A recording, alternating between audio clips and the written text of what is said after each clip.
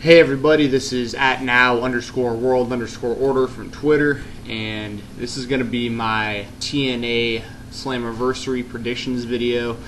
Slammiversary is tonight, and it is on pay-per-view. I will be watching the show because I'm a fan of professional wrestling, but I am not overly excited about this show personally.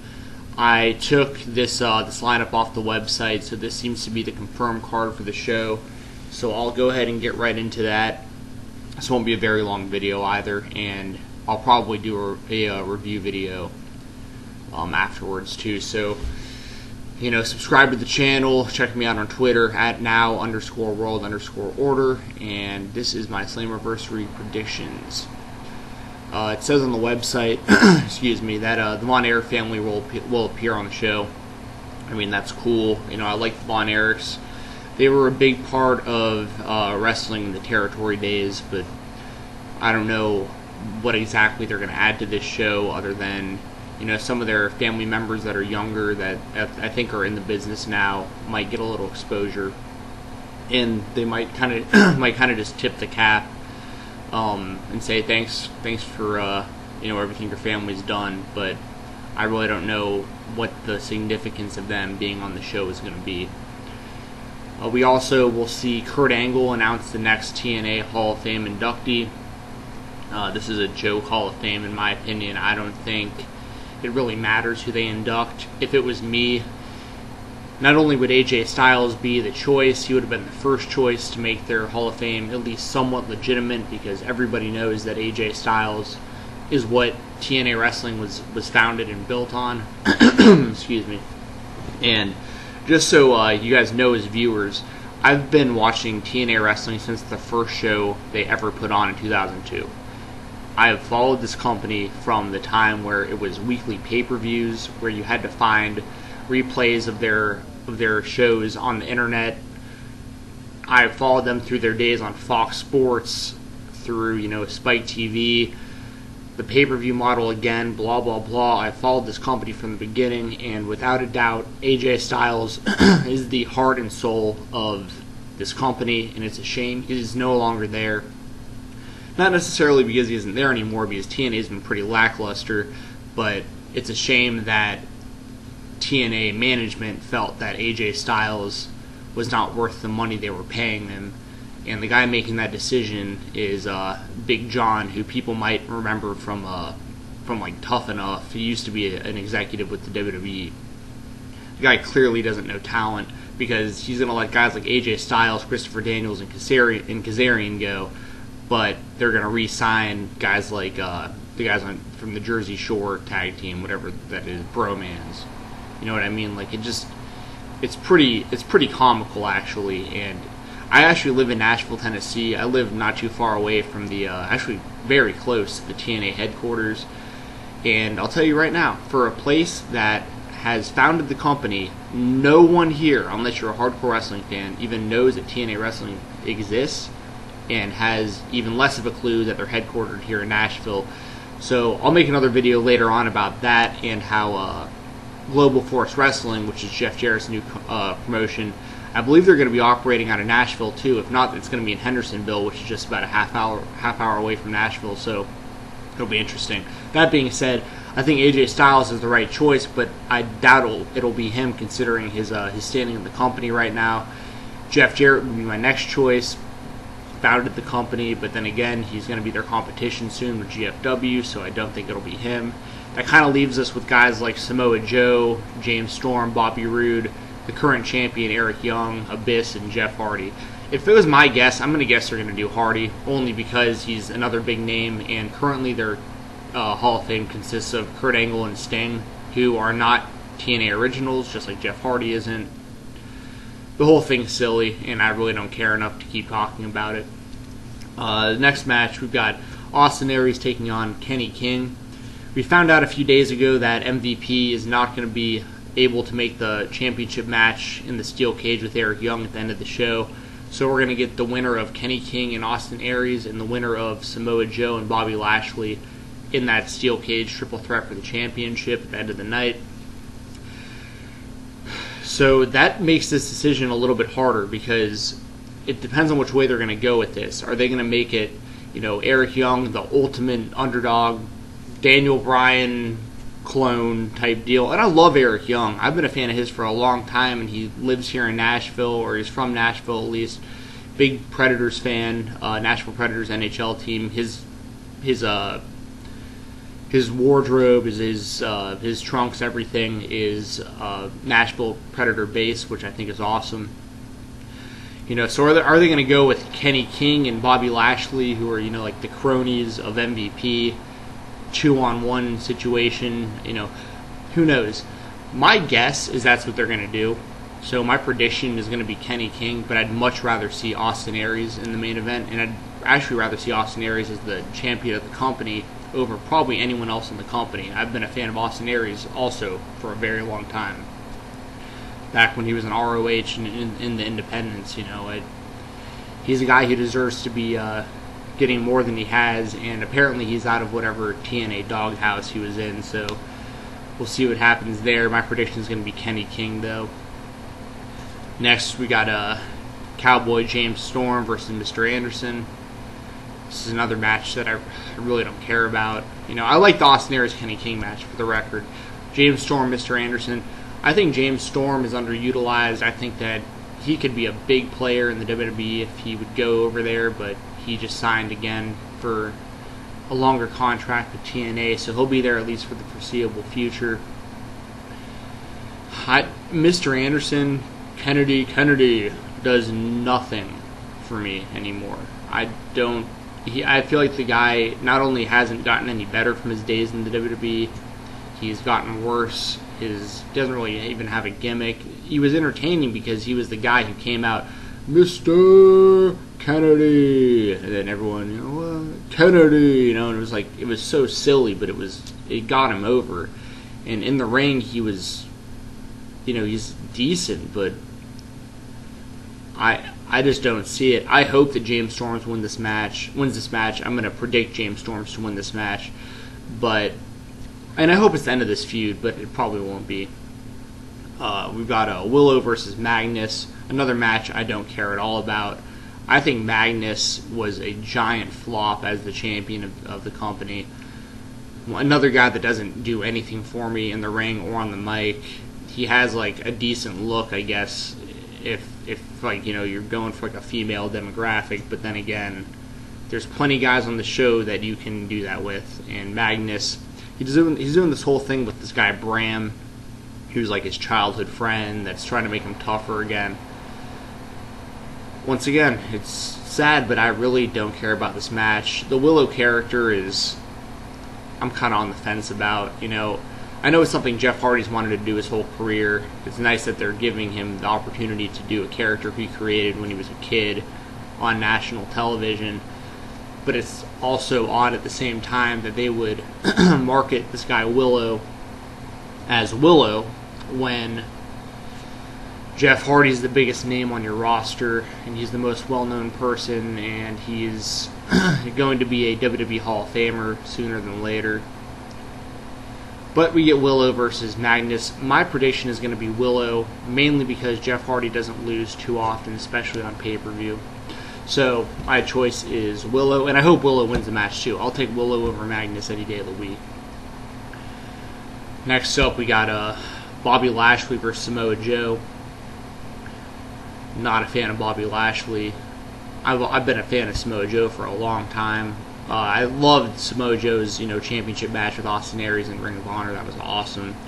I've been a fan of Samoa Joe for a long time. I remember Samoa Joe showing up on I think it was Velocity on WWE years ago. That old Saturday night show they used to have. I've liked Samoa Joe a long time. He's been held back by his weight, I believe. He doesn't look that tough, but his in-ring style makes up for it, and things that he could do at his size are what makes him special. He's had great matches with Kurt Angle and stuff. Bobby Lashley is the equivalent of I hate to say it, he's Black Lesnar. People have been calling him that for years, but he just is not Brock Lesnar though. He's not a black version of Brock Lesnar. He's a guy who's a good wrestler, who's a decent MMA fighter, that like, Brock Lesnar was the UFC heavyweight champion. Legitimately. Brock Lesnar ended the Undertaker streak. Yeah, that's predetermined, but you gotta be... That's a huge thing in the world of professional wrestling. Brock Lesnar is the youngest WWE champion. He put on great matches. He can do a shooting star press, although he didn't do it too well at WrestleMania 18. He can do... his power, the F5, everything he does... He's phenomenal. He's a once-in-a-lifetime talent. And Bobby Lashley, just it's almost unfair to compare him to Brock Lesnar, but that's continually what happens. My guess is that Bobby Lashley is going to win this match. He's my prediction because I think they're going to set up Kenny King, Bobby Lashley, and Eric Young at the end of the night in a steel cage. But I really hope MoJo wins the match. I would much rather see Austin Aries, MoJo, and Eric Young in that match. Or even Kenny King, Samoa Joe, Eric Young. But, although, like I said, I'd rather see Aries in there than King. But King is good in the ring, too. So, once again, my prediction is Bobby Lashley. But I would much rather see Samoa Joe in that match.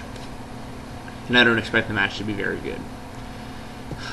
We got the Knockouts Championship match next. That's Angelina Love taking on Gail Kim. Once again, it's sad to say, I just don't care about this match at all. I don't care about their Knockouts division. The best thing about the TNA Knockouts is Brooke Tessmacher. Brooke Adams. You know, her real name, whatever.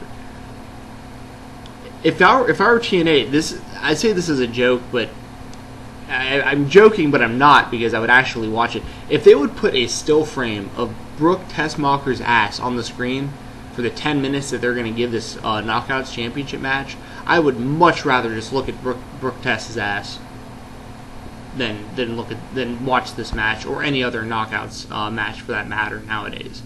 You know, put her on the screen, even if she's not in a match. Like I said, put a still frame of her butt up there. I'd rather watch that. You know, Gail Kim is a great talent. My prediction is Gail Kim's going to win the championship again, but who cares? Their division sucks. The matches suck. You know, at one point they were great when Gail Kim and Awesome Kong and all those other chicks were killing it when the division started. That was one thing. This is just bad.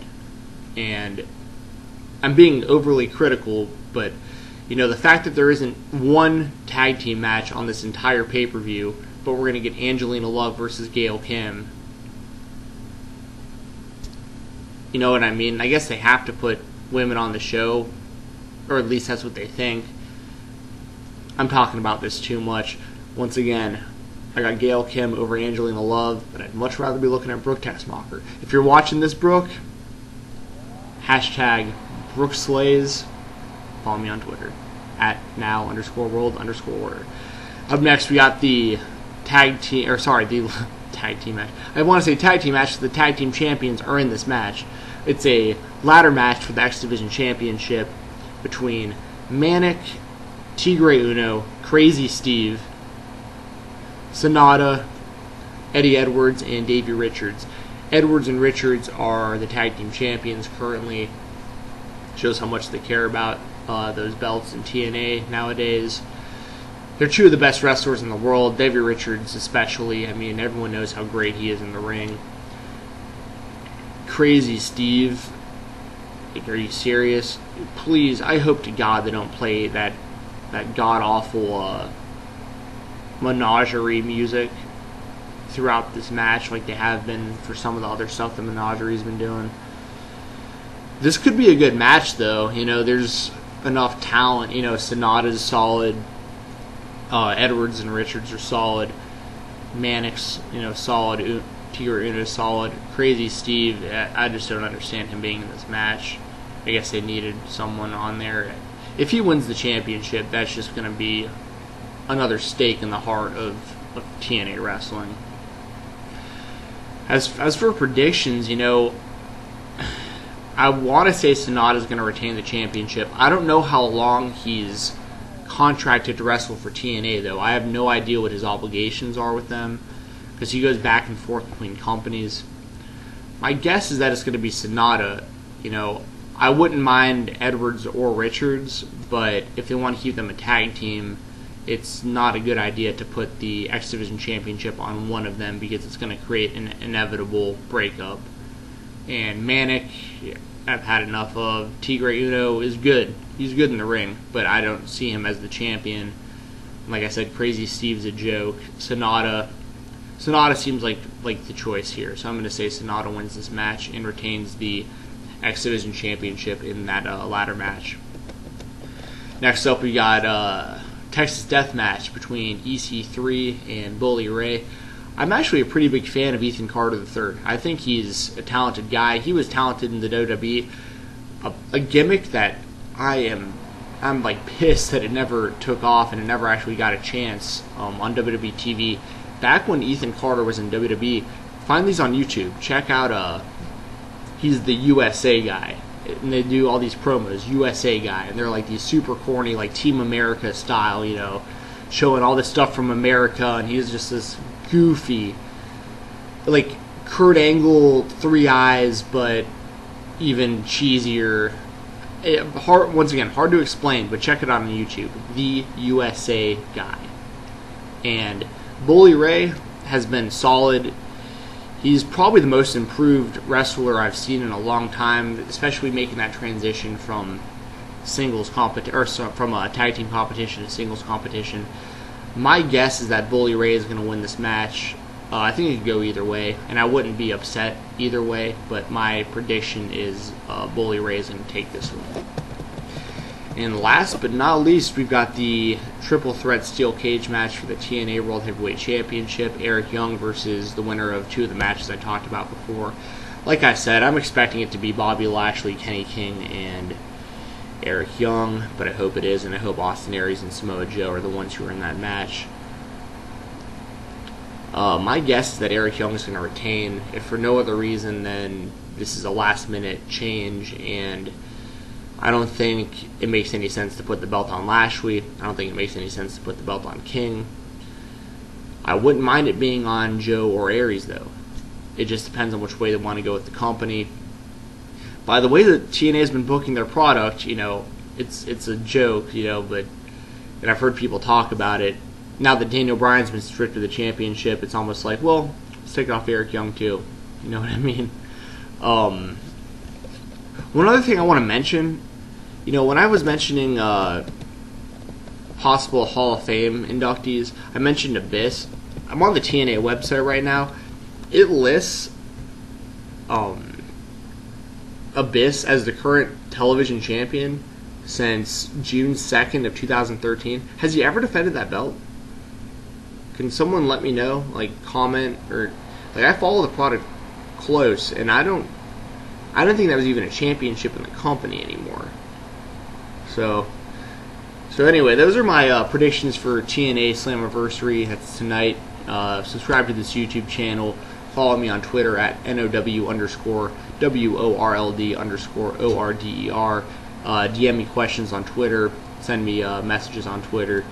Comment here on YouTube. And keep your eyes open for a review video either late tonight or sometime tomorrow before Raw.